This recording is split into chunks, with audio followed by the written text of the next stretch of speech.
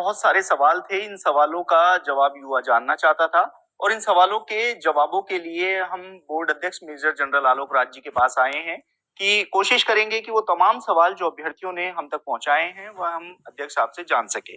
Sir, चतुर्श्रेणी कर्मचारी भर्ती 53,749 पदों पर हुई। सबसे मेन चीज आ रही है पदों की वृद्धि की मांग। आपका एक दिन पहले एक सोशल मीडिया पोस्ट आया कि विभाग से कोई सूचना नहीं है, उसके बाद काफी चिंताएं बढ़ गई हैं। नमस्कार, जय हिंद। तो जैसा कि आपने बताया कि चतुर्श्रेणी कर्मचारी भर्ती के अंदर लगभग 54,000 पोस्ट हैं, 54,000। और जहाँ तक पद वृद्धि का सवाल है, उसके लिए हम नॉर्मली हमारी एक प्रोसेस होता है, हमारा प्रोसीजर होता है कि जैसे ही हम ये भर्ती निकालते हैं या फिर परीक्षा कराते हैं तो हम विभाग से कांटेक्ट में रहते हैं, जो नोडल विभाग होता है, और उनको बताते हैं, लिखित में भी भेजते हैं कि यदि इसमें पद वृद्धि की संभावना हो या बढ़ने वाले हो तो हमको टाइम रहते इसको बता दिया जाए, ताकि हम उसको इसकी नोटिफिकेशन करके और उसके बाद रिजल्ट निकालें। तो जैसा हम चाह रहे हैं, 4th क्लास की भर्ती का रिजल्ट हम निकालना चाह रहे हैं अगले महीने की मिडिल तक, यानी कि संक्रांति 14-15 जनवरी के आसपास निकालने का हमारा प्रयास कर रहे हैं। तो हम चाह रहे हैं उससे पहले हमको पद वृद्धि के बारे में सूचना मिल जाए। तो इसी के संबंध में हमारे जो स्टाफ है वो भी प्रयास करता है, विभागों में संपर्क करता है, लेकिन अभी तक हमको कोई सूचना नहीं मिली है। मैंने भी खुद भी इसके बारे में बात की सक्षम स्तर पर, और अभी तक इसके बारे में कोई ऐसी सूचना नहीं है कि पद वृद्धि हो रही है या होने वाली है या होगी।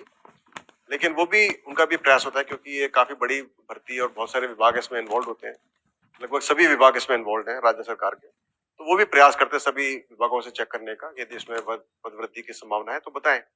तो हमारा प्रयास है, यदि पद वृद्धि होगी तो हम जरूर इसको शामिल करेंगे, और यदि आवश्यकता पड़ी तो हम थोड़ा बहुत डिले कर सकते हैं, लेकिन फिलहाल ऐसी कोई सूचना हमको नहीं मिली है। और ये मुझे नहीं कह सकता कि संभावना क्या है, क्योंकि ये हमारे बियॉन्ड परव्यू ऑफ बोर्ड है, विभाग इसके बारे में बता सकता है। तो जैसे कोई सूचना ऐसी होगी हम बता देंगे। ये जो छात्र नेता हैं, युवा नेता हैं, वो लगातार कभी कहते हैं 6,000 पद बढ़ेंगे, 7,000 पद बढ़ेंगे, 1,700 पद बढ़ेंगे। अभ्यर्थी में बहुत ज्यादा कंफ्यूजन रहता है। जो कहता है वो उसकी बात मान लेते हैं। लगभग 21 लाख अभ्यर्थी हैं, बहुत सारे सवाल हैं, बहुत सारी आकांक्षाएं भी हैं। इन अभ्यर्थियों को आप क्या मैसेज देंगे कि पद वृद्धि होगी तो सबसे सटीक जानकारी कहाँ से मिलेगी? देखिए, सबसे सटीक जानकारी सरकार दे सकती है, क्योंकि हमारे पास भी इसकी सूचना सरकार से आएगी। जब हमारे पास आ जाएगी हम जरूर बता देंगे, लेकिन जब तक हमारे पास सूचना नहीं आएगी लिखित में हम नहीं बता सकते। और अभी लिखित में और मौखिक कोई भी सूचना ऐसी नहीं आई है कि जहाँ पद वृद्धि हो रही हो।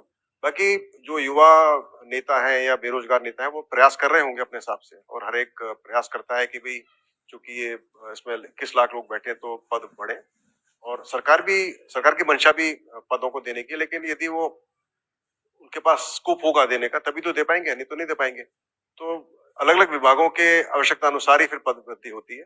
यदि आवश्यकता नहीं होगी तो नहीं बढ़ाएंगे पद। तो ये अपन ऑन बिहाफ ऑफ विभाग बात नहीं कर सकते। और जहाँ तक सटीक जानकारी का सवाल है, मुझे लगता है कि विभाग कैंडिडेट्स को अ, सुनने में कोई हर्ज नहीं है, वो सुने, लेकिन अपनी तरफ से उसको ना बढ़ाएं, ना अफवाह फैलाएं।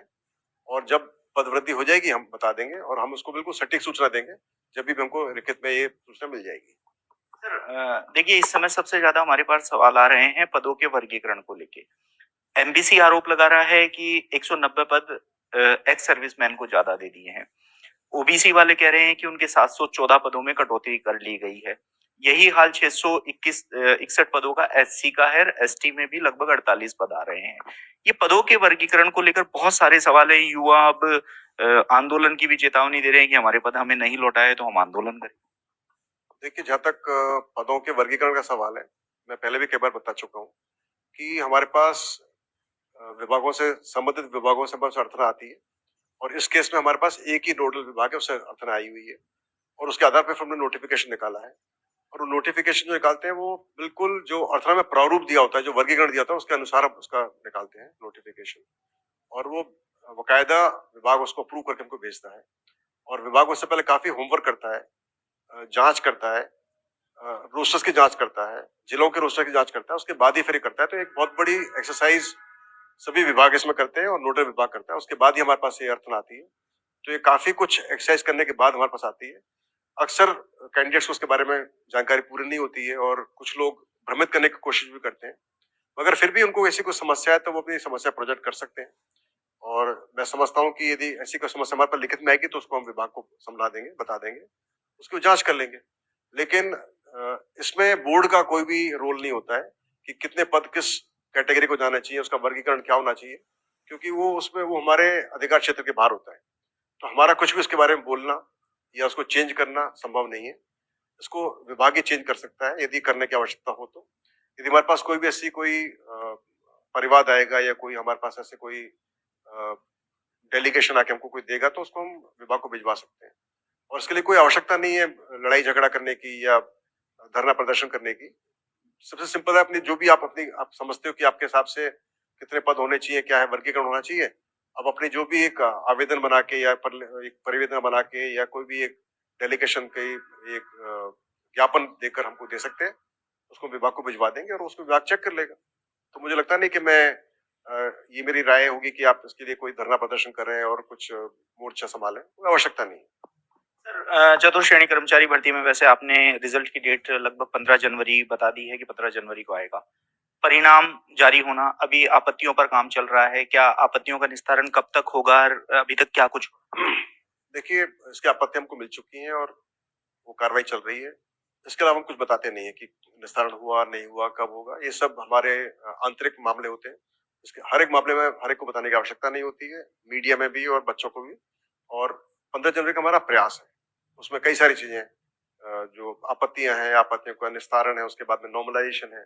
तो इसलिए हमारा प्रयास रहेगा कि हम 15 जनवरी तक इसका रिजल्ट निकाल दें। सर, 2 गुना रिजल्ट अब जारी होगा, लगभग 1 लाख अभ्यर्थी इसमें होंगे, दस्तावेज सत्यापन होगा। कब तक इस भर्ती के पूरा होने की संभावना आपको नजर? देखिए, हमारा काम होगा इसका रिजल्ट हम निकाल लें 15 जनवरी तक, और उसके बाद फिर मैं आशा करता हूँ कि जो इसके लिए नोडल विभाग सरकार ने सोचा है वो उस पर डीवी के लिए फिर प्रक्रिया शुरू करेगा। अब ये यकीनन चूंकि 1 लाख इसमें बच्चे इसमें आएंगे, लगभग 1 लाख से ऊपर बच्चे इसके अंदर होंगे, डीवी में तो काफी वक्त लगेगा। पर मैं समझ रहा हूँ कि इससे पहले भी कर्मचारी चयन बोर्ड ने जब एक L1 L2 की जब डीवी कराई थी, उसमें भी लगभग 1 लाख बच्चे ही थे। जब 48,000 बच्चों की जब डीवी हुई थी, जब शिक्षा विभाग ने कराई थी, तो पहले भी ये कार्रवाई हो चुकी है। अब थोड़ी संख्या थोड़ी ज्यादा है, तो और पिछली बार शायद जिले स्तर पर हुई थी, इस बार मुझे मालूम नहीं कि कैसे इसको नोडल विभाग कराना चाहेगा, पर मैं समझता हूँ वो भी इसको शायद संभाग स्तर पर या जिले स्तर पर कराना चाहेंगे।